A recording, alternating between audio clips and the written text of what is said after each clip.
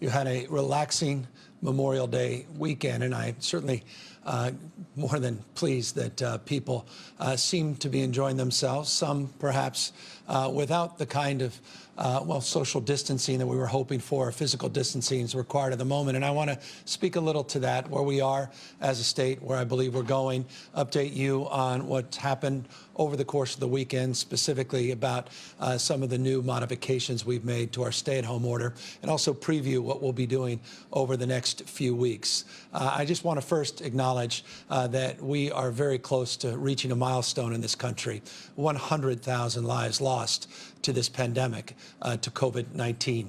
In the state of California, we're coming close to 100,000 cases, 100,000 Californians that have tested positive for COVID-19. And while we have fared a lot better than other states as it relates to the mortality, the number of deaths in the state of California as it relates to this pandemic, by no means have we been immune. We have over 3,800 human beings that have lost their lives since the beginning of this pandemic. We lost 19 people in the last 24 hours in the state of California. We saw a number of new tested positive tests increase by over 2,000 in the last 24 hours here in the state of California. It's a long way of saying we still have a long way of going to get to where we need to be, which is immunity and to a vaccine. And it is incumbent upon all of us to take seriously this moment and to recognize that we are in a transition as it relates to the modifications we've made and others have made all across the United States to the stay-at-home order, and the need for people to be vigilant, arguably now even more than ever. The message in the past was rather straightforward: stay at home. And to the extent you had to go about doing essential business, getting medications and getting food, do so by practicing social distancing, physical distancing, and wear face coverings if at all possible. Now that we have provided the opportunity for more activities, not just again in this state, but all across the nation, we're seeing images on our television screen. We're experiencing things in our own lives that further the cause of vigilance and that require even more of each and every one of us in terms of our individual role and our individual responsibility. As we start to mix with cohorts of people that we haven't been spending a lot of time with, the prospects of an increased number of cases obviously presents itself. The prospect of people transmitting this virulent disease obviously increases. And so incumbent upon all of us to continue to take seriously this moment and continue to practice physical distancing where we must, and to make sure, again, that we are wearing appropriate face coverings if we're going to come into contact with people where we cannot practice physical distancing and social distancing. It's just a reminder to everybody that we're not even out of the first wave of this pandemic. People are talking about the second wave. That's many, many months off. The reality is this pandemic has just begun. It hasn't ended. And while we are moving forward because of stabilization, because of the good work that's been done by health officials all across this nation, all across the state of California, specifically to suppress the spread of this virus, by no stretch of the imagination is this virus behind us. And I just cannot be more, I think, precise in terms of my, recommendation that all of us be sober about the reality of this disease and sober about the reality of lives that have been lost. Again, 100,000 in this nation, over 3,800 in the state of California, 19 new funerals that have to be organized just in the last 24 hours here in the state of California. Concerns always about our seniors. It's just an important statistical point to consider. 19.5% of Californians that have tested positive, just shy of 20% of Californians that have tested positive for COVID-19 are over the age of 65, but 79.2% of them have died. Those deaths, rather, reflected in almost 80% of that cohort of seniors 65 and over. So if you're over the age of 65, I hope you are reminded very soberly of that fundamental and foundational fact that our elderly, those with compromised immune systems, others are in categories of very, very high risk. And as we go back our day-to-day lives, we go back to some semblance of normalcy with modifications, let us not forget the most vulnerable amongst us that are continuing to be vulnerable to this disease and its spread. And so I hope all of us are cautious and are cautioned at this moment as we move forward. And again, the images over the weekend, not surprisingly, with this spectacular weather that we experienced in the state, continue to experiencing with an extended Memorial Day weekend, with the beaches now reopening, parks and other facilities beginning to reopen, or at least opportunities to recreate beginning to reopen. It's just incumbent upon all of us to practice what we preach and to continue to do what we must to keep others safe, not just ourselves safe, and to make sure that we're protecting the most vulnerable Californians. I want folks to know we have been making modifications in real time, not just waiting for noon press conferences. Over the weekend, we made modifications as it relates to retail establishments in the state and places of worship. We allowed for a statewide level the ability for congregants with modifications and limitations to come back into their places of worship. We made modifications on retail, so it's no longer curbside pickup, but now you have the opportunity to go back with physical modifications into retail establishments in the state of California. Those were statewide orders that were put out over the last few days, and you should expect more of those directives and guidelines to be put out over the course of the next few days and over the next few weeks. We made this point earlier. This is a dynamic process, and in this process, it's also iterative, meaning it's one where we're open to argument, we're interested in evidence, we want to see how some of these phased-in approaches go before we make even more meaningful modifications to them. That's why with places of worship, we're limiting to 25% capacity or 100 people, whichever one is lower.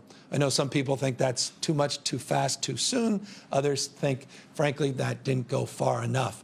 But suffice it to say, at a statewide level, we now are affording this opportunity, again, with a deep realization of the fact that people will start to mix and be in cohorts of people they haven't been in the past, and that is incumbent upon us to practice that physical distancing within these places of worship and to make sure that we are applying common sense and the rules of engagement that we laid out in our latest guidance. We're one of the few states in the United States to make these meaningful modifications, one of the few in the Western United States. And we are working with our other state partners, looking at best practices from across this country, working through the CDC guidelines and the like. But no, this was the first rollout in this space. And again, we want to be not ideological about how we conduct ourselves in this space. We want to monitor very, very closely and look at the evidence, look at the data to guideline any subsequent modifications of these orders. Accordingly, today we are making some adjustments and announcements related to guidelines on a regional basis. I'll remind you, we have statewide guidance modifications, and we have these variances, these regional variances, which have self-attestations, people basically attesting at the county level, local elected officials and health officials attesting at the local level that they have containment plans and they have plans to protect their citizens from the spread of this virus. 47 counties have self-attested to having those plans of actions in place as it relates to PPE, having the adequate number of testing, ability to cohort individuals that have tested positive or have come into contact with someone who's tested positive, a focus and frame of really beginning to protect the most vulnerable in their counties, be it the skilled nursing facilities, our homeless, those in other congregate facilities, including our corrections facilities. That is part of the attestation process. 47 of the 58 counties currently have self-attested to having those plans of action in place. Along those lines, they will be able to add in barbershops and hair salons to those regional variations starting today. We've put those guidelines out. We put them up on our covid19.ca.gov website, and those counties will begin to allow for those kinds of operations with meaningful modifications, with the appropriate protective gear, particularly face coverings that are so essential in that environment, sanitation requirements, and the like. So giving you a sense that we're making progress, we're moving forward, we're not looking back, but we are walking into the unknown, the untested, literally and figuratively, and we have to be guided by the data that brought us to this place in the first place, and that is guided by these principles of openness and transparency, principles where all of us are required to do a little bit more and a little bit better to make sure we're protecting the spread of this virus, particularly, again, as we meaningfully reopen the economy in the state. So from manufacturing, logistics, warehousing, retail, restaurants, all across the spectrum of our economy, we have made meaningful modifications. Working at the county level, the regional level, we've made even more modifications. We'll be putting out further guidelines tomorrow as it relates to summer camps, a little bit more specificity related to child care facilities, as it relates to schools. We are working with the film industry, television industry. We chose to engage a little bit more formally. We were hoping to put out those guidelines as early as today. We want to extend them to later in the week, perhaps into the weekend, because we're working with both industry and labor, and they want to tighten up some aspects of their guidelines. That's very encouraging and has been a very, very, it's been a very, very positive process. And they're looking, by the way, a process not completely dissimilar to what the grocers did with the industry, which was really, I thought, a model in terms of guidelines for safely reopening.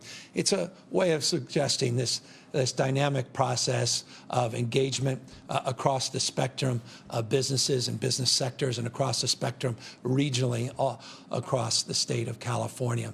Accordingly, we are advancing conversations with the legislature, in particular, supporting efforts to put out guidelines for nail salons and personal care, personal services. Those are still a work in progress, but we have a very good and constructive relationship now that's been formalized with key legislative leaders in the state in that sector. Again, the issues there require, I think, a little bit more specificity, a little bit more nuance and details in terms of the guidance to satisfy our health experts and fundamentally the health guidance that is foundational in terms of our efforts.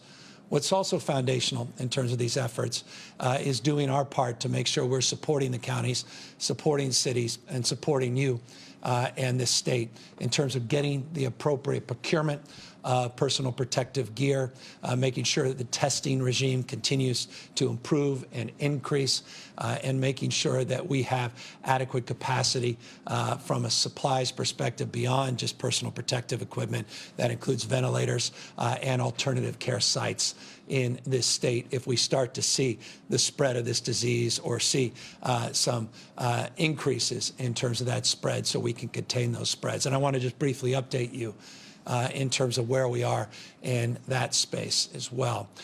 We have distributed over 41.2 million procedure masks just in the last 14 days in the state of California. Tens of millions of masks are coming in pursuant to a large contract that the state was afforded and many other smaller contracts. We're really starting to turn the page in terms of having the adequate protective gear, particularly on the masks. I've said this before, I'll say it again. The masks are foundational in terms of not only protecting those in the healthcare delivery system, but also to begin to reopen our economy, to get them to the grocers, to get them to our farm workers, to get them to our child care facilities, to get them into sectors so that we can reopen our economy more effectively and more safely. But real progress has been made in that space, and that allows us to make more progress in terms of these statewide modifications to the stay-at-home order. Accordingly, testing has really taken off. We made firm commitments about testing goals, and we've been able to keep to those goals. Over the weekend, we tested 67,000 people. The next day, 61,000 people. Yesterday, we tested a little over 50,000 people. So you can see from 2,000 tests a day, 8 weeks ago, now well north of 50,000 tests each and every day. The good news is the positivity rate. That's the number of people tested to the number of people that tested positive holds strong.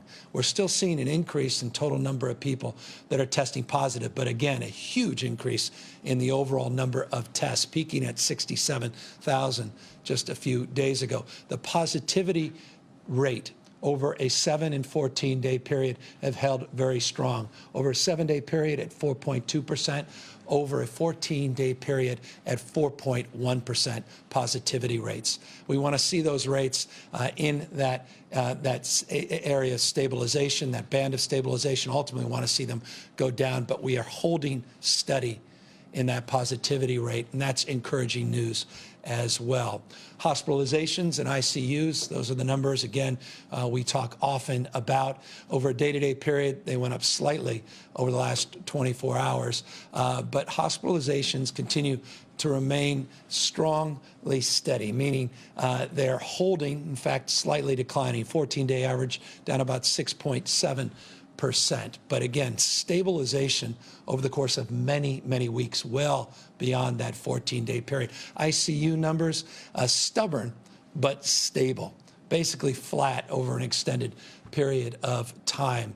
The good news, though, on ICU side of things is that we have more ICU bed capacity than we have in the past, about 8.5% more than we did a few weeks ago. Ventilators, we have close to 11,000 ventilators that are available just in our hospital system alone. That doesn't include the state's share. So again, all of these numbers are all part of those indicators that have to turn yellow to green so that we could continue to march forward. And indeed, they are turning yellow to green, and we are marching forward as it relates to these modifications to the stay-at-home order. More and more responsibility, more and more accountability now being placed on the counties and their health directors. I want to just thank the county health directors for their extraordinary job in helping advise us, counsel us, and work with us through this process. To local elected officials, some that wanted to move a little bit more aggressively, I want to thank them as well for the seriousness of purpose to which they have engaged. A few exceptions, folks that just want to move on and turn their back to the state, but it's, again, an exception. And I imagine exceptions often become the highlight. But I really want to make this point. That's a very small number of people, communities, businesses that are turning their back to our health officials. The vast majority have been incredibly cooperative. And I just want to acknowledge that and thank each and every one of them, including, by the way, the mayor of Fresno. And forgive me, Mayor Brown, I just wanted to recognize your particular leadership. He highlighted this morning, the mayor did, a concern around cooling centers in this state. Had he not engaged directly, we would not have been able to move forward with some guidance that allows for cooling centers to be open with, again, the appropriate modifications. We're now entering triple-digit temperatures in obviously parts of the Central Valley, even hotter than some of the coastal communities. And I just want to thank the mayor as a proof point for his leadership in the Central Valley, but also for his stewardship, and all the electeds and health directors that have reached out directly and are guiding these decisions. We are not, we don't have exclusivity and insight on every nuance and every detail in a state this large, but we are profoundly influenced by what's happening on the ground in local communities all throughout the state. And again, want to just thank all the local leaders for their outstanding job. And again, want to make the point that we need them more than ever as we move forward into this next iteration, now into phase 3. and the counties will have even larger responsibility, health directors, an even larger responsibility to make sure we're moving through phase 3 in a safe and responsible manner. We'll support those efforts, but at the end of the day, I've said it before, localism is determinative. The application of these rules and guidelines will be made real and realized at the local level. And so that's the thrust as we move into phase 3 of where this state is going: more accountability, more responsibility, more flexibility at the local and regional level, and recognizing, again, that one size does not fit all, and they can pace accordingly. And I'll just end on that and open up for questions by making this point. Some parts of the state will not be able to pace as quickly into phase 3, and we continue to be responsive to those concerns and the needs of those local communities to slow down the pace of reopening.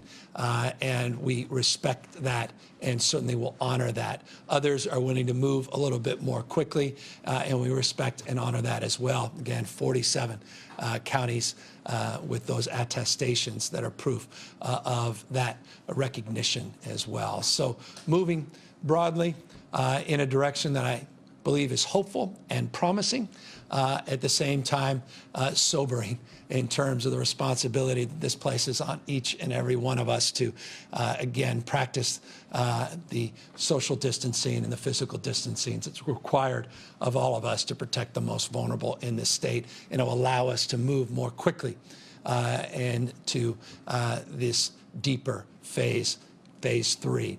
Again, phase 4 is about concerts. It's about large festivals. It's about conventions. We are not there yet. That's about fans in stadiums. We are not there yet. And the state will hold the line in terms of those larger venues, but begin, as we do, to push down that responsibility to the counties as we move more rapidly into phase 3 in a thoughtful and phased-in approach. So that's the update for the day. A lot of movement over the course of the last few days through the weekend. A lot of movement to expect and anticipate through this next week, and a lot of progress being made in the spirit of collaboration that defines this moment in our state's history. So again, thank you all the good work of our team, and Sonia Angel and Mark Galley, and all the outstanding leaders in our Department of Public Health, again, and all the health directors at the local level and local elected officials. Thank you for your guidance. Thank you for your counsel as well as we move through this next phase together. With that, happy to take any questions. Jeremy White, Politico. Hey, Governor. Thanks so much for taking my question. Over the last week, we have seen the Department of Justice reach out to both the state of California and Los Angeles itself, expressing concerns about various restrictions still in place.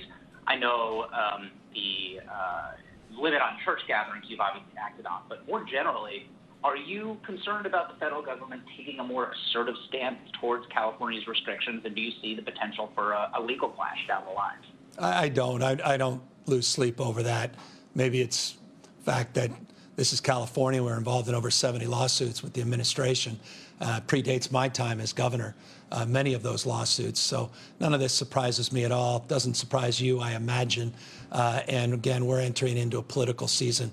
And so I can only anticipate we'll see more. But again, we're working very collaboratively, not only regionally, but with the federal government on things that really matter. Some of these other things, to me, it's just noise. Dave Lopez, CBS LA. Yes, good afternoon, Governor. Two quick questions, if I may. The LA County Board of Supervisors just appointed an inspector general to take a look at the problem in the assisted living homes. Does that continue to be a major concern for you throughout the state? And my second question is, you looked around and saw all the people enjoying themselves. Are you worried that perhaps there may be a spike and all of your plans of moving forward will have to take a back seat at some point? Yeah, no, both very thoughtful questions and appropriate questions to this moment. Both things are of top concern.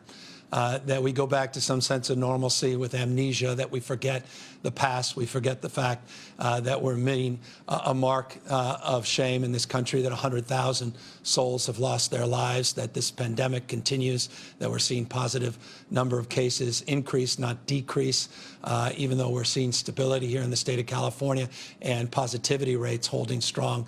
That doesn't mean we're out of this thing's behind us and that we're out of the woods yet, and quite the contrary. What has made the difference, we believe, in the state of California was moving swiftly and acting with a sense of urgency on our stay-at-home order, and people practicing physical distancing, social distancing at scale that we believe led to these this stabilization. Obviously, we're fearful as people begin to mix, people start to congregate together that haven't congregated together, that you have few cases, flare-ups, and transmission that increases and puts enormous pressure, particularly in some communities in the state that are vulnerable to modest increase in caseload, meaning some of the rural parts of the state that don't have the hospitalization resources, the ventilators, don't have the people and the personal protective gear. Those are parts of the state we're particularly concerned about, and will maintain a sense of vigilance as it relates to our focus. Accordingly, we're going to maintain vigilance with regard to skilled nursing facilities, assisted living facilities, our senior and adult daycare homes. You may have noticed just a few days ago, Dr. Galley and his team put out new testing criteria for skilled nursing facilities. We have on ad nauseum occasions updated you and others as it relates to our work in skilled nursing facilities and other licensed facilities for seniors across this state. It's been the point of spear of focus of this administration going back to the beginning of the pandemic and continues to be a point of real concern as we move forward. I made the point to make a point about our seniors, 65 and over, 79.2%. Again, those deaths are reflected in that age cohort. And the vulnerability, particularly in these congregate facilities and assisted living facilities, skilled nursing facilities, is self-evident, particularly in Los Angeles. And I appreciate the frame of your question and where it emanates. Out of Los Angeles, in particular, we are seeing roughly, and the numbers changed in the last few days, roughly 55, 56% of the deaths in the state come out of that county, and roughly 2/3 of those deaths coming out of this sector. In the skilled nursing, assisted living sector. That's why it's completely appropriate, the announcement that was made there, and I deeply respect and admire the work that's being done there with the county and the city leadership to really target and focus the efforts to keep our seniors safe, particularly in these congregate settings. Top agenda item, not just here in this state, but across this country. Alexi Kosep, SF Chronicle. Hi, Governor. Could you talk a little bit more about what safety precautions you're expecting to see in barbershops and hair salons that are going to be reopening, and whether there's a timeline or a certain date when they're going to reopen more broadly in those remaining counties that have not been given a variance from the state order? Well, there's many counties that have the ability to get variances that haven't submitted them, or the fact is we're in the process of working with those counties, providing technical assistance. So there are many more counties that can move forward with attestations that haven't yet for different reasons. Again, we continue to work with those counties to work through those issues, or encourage those counties to the extent they wish to submit those plans to the state of California. So that's number one. Number two, as it relates to the regional variants that we're putting out today, it is up on our website, COVID-19.ca.gov, COVID-19.ca.gov. You have the opportunity to look through the details of the guidelines as it relates to what we hope and expect to see in barbershops and hair salons. By the way, I didn't see any of that in the work that was done by my barber just a few days ago. It was actually a collection of barbers, a 6-year-old an 8-year-old and a 10-year-old barber that were not practicing physical distancing, that were not considering the deep sanitation requirements, wearing face coverings, nor was there subject. And I say subject because they had at me. It was a family effort to remove what was described by my wife as, forgive me, a mullet. So that is not what we're looking to in terms of guidance. Our family will have to read these guidelines as well and make sure we modify our family behavior accordingly. But know that we worked with the industry and we think these guidelines are appropriate to the task. And I'll keep you abreast on whether or not they're met in my house. Kathleen Renane, AP. Hi, Governor.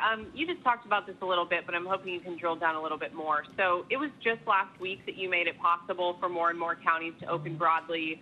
Memorial Day weekend was the first time we really saw widespread reopening across the state, and now you're loosening restrictions even further. Are we giving ourselves enough time to evaluate the impact every time we loosen one restriction before we move on to the next? And why are you confident that we're ready to loosen even more?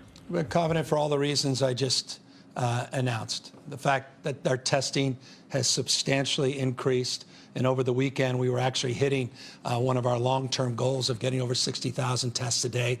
The fact is we remain to see positivity rates stable over a consistent period of time. I specifically gave you, and I appreciate you referencing a week ago, this 7-day positivity tests, which are important. Those positivity tests in the 4.1, 4.2 range, 14 and 7-day period. The procurement of PPE, which all of you have written a lot about, has made huge impact in our capacity to deliver the appropriate protective gear across sectors of our economy that was not afforded even 3 or 4 weeks ago. But tens of millions of masks now have been distributed throughout the state of California. 10+ million just in the last 7 days in the state of California, though I can update that. I can assure you it's well north of 10 million. Our tracing, which I neglected to reference a moment ago, is also making progress. We had 560 people in that first training cohort. We had 400 in last week's training cohort. We have 360 people in this week's. We now have the ability through a directive through our human resource agency for 5% of the workforce in the state of California to supplement and begin getting trained for our tracing purposes. We've got existing army of about 3,000 tracers that are already working throughout the state of California. Again, all these things stack up as a way of answering your question. It's not a soundbite. It's a combination of all of those factors coming together and beginning to paint a different picture in terms of our capacity to deliver on what we're promoting, but also respond as it relates to the unknown. Because again, I'm not naive. We are entering in to the unknown, the untested, and we're going on a journey together. And that's why one has to be guided by the principle of openness and transparency as it relates to what's happening on the ground in counties and cities all across the state of California. And if we start to see some numbers that are out of the spectrum of what we anticipated, and remember, we anticipate an increase in the number of cases. As you have more mixing, you have more opening of the economy. That's inevitable. But that's not in and of itself an alarm bell. It's the positivity rate.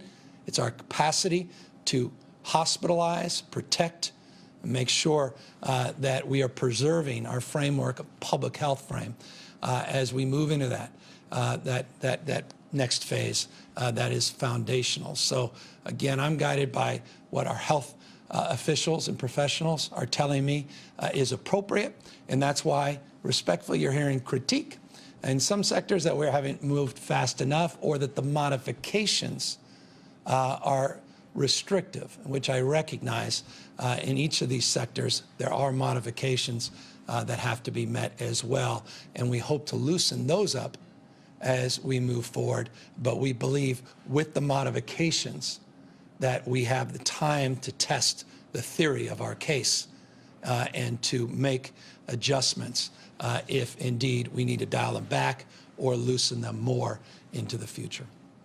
Alex Michelson, Fox 11. Thank you, Governor. Let's talk for a moment about the 11 counties that haven't hit that attestation. In LA County, some of the leaders have suggested that there are part of the counties that are doing much better than other part of the counties, like you referenced the nursing home problem. Would you be open to certain areas in individual counties being able to move forward, even if other areas aren't? And a second question, if you will, the entertainment industry, I'm curious, what's the holdup in terms of releasing those guidelines? If you tell us a little bit more about the back and forth going on there. Yeah, the holdup is actually a very positive development. The industry and labor asked for a little bit more time as they work through some issues. We thought that was a very healthy thing, and I was very encouraged by that. They were inspired by some of the framework that was advanced, as I referenced a moment ago, by grocers in that industry, where they worked together across differences that predated this pandemic and focused on a future and a faith that they share. So we're very encouraged by that. Also, full disclosure, it has a national implication as well. It's not just the state of California. We're working with other states and their partnerships to see if we can be guided in a spirit of collaboration and a process where we can go together. As it relates to LA County, the answer is affirmative. Yes. We've been working with LA County officials, a tremendous partnership with their leaders, and we have had those conversations specifically about the county of LA in particular, its size and scope, its budget. That's as large as many, many states in our union. We look forward to working with them more substantively and specifically about areas that they would recommend. Again, their health director talking to our health director, and obviously you may know this, it may not be obvious to others, but our current Health and Human Service Director comes from LA County, deep roots there, and has deep recognition of that request in the context of the geographic disparities and the spread of this virus being disparate among different regions within that county. Nicole Nixon, Capital Public Radio. Hi, Governor. You told us about a month ago that the state got 90,000 test swabs from the federal government and then 250,000 the next week and more after that. Are we still receiving test materials and other resources, PPE, from the federal government? What are those and how often are they coming in? Yeah, I can provide you that list in terms of the details. You saw from the numbers 67,000 tests, 61,000 tests, over 50,000 tests. That's the last 3 days. We are moving forward, which suggests with the testing that we have the supplies, the reagents, the swabs, the viral media for transporting these tests. Again, these are just the PCR tests. I know some other states conflated PCR tests and antibody tests. This is just the PCR frame. So we're getting some supplies from the federal government. Those were relatively modest. The specific 90 and the 250,000 compared to the totality of what we are procuring individually ourselves and what many of the labs and hospitals are procuring themselves in addition to the state. So look, we're getting more supplies, but we're not waiting around for the federal government to resolve or solve many of these issues, and that includes on the PPE. Vast majority of the procurement on PPE, as you know, we've done directly as a state in partnership with FEMA, which is definition the federal government. And I just want to reinforce that. FEMA has been an incredible partner, maintains itself in terms of their status, from my humble perspective, of excellence across the spectrum, not just our regional director, but the entire team at FEMA. That's a strong partnership with the federal government, with the administration. And so I think one has to expand the definition of support and consider that that foundational support as it relates to many of the programs we've announced in the state, and so much of our procurement is done in council and in partnership with those federal agencies, substantively led by FEMA.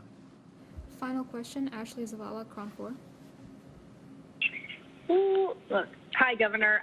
Just seeing if you saw the president's tweet today about mail-in ballots and hoping that you stop it because it could be substantially fraudulent. Well, there's no evidence of that, respectfully. Quite the contrary. There's been many, many studies, 3 well-reviewed studies, one from Loyola Law School and one from Washington Post, another from the George W. Bush administration through the Department of Justice. Just in terms of those 3 studies, I think it's important for people to understand the magnitude of those analyses. The Loyola Law School analysis run by Justin Levitt looked at 2000 to 2014, looked at 1 billion ballots that were submitted. Couldn't even find 100 that were quote unquote fraudulent. In fact, only found 31 out of 1 billion ballots that were cast. George W.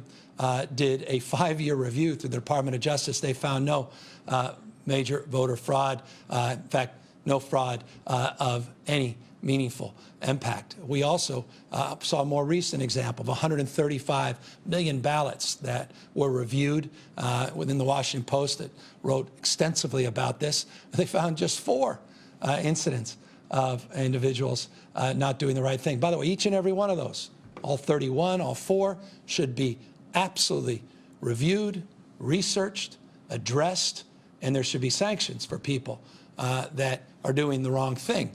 But the reality is, overwhelming majority of people are doing the right thing.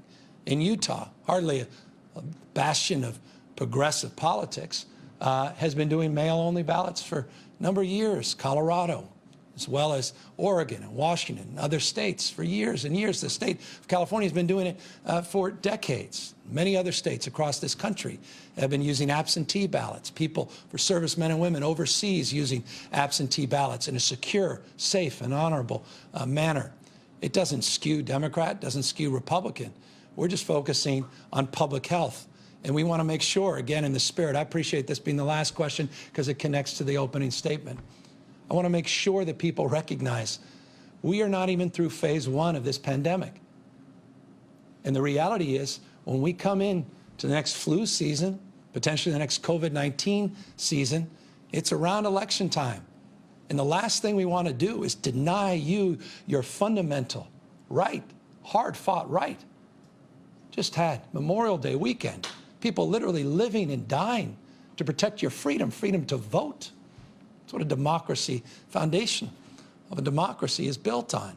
Freedom and the right to vote. People literally giving their lives to that cause, to defend your freedom to vote. I don't want to deny you that right because of public health.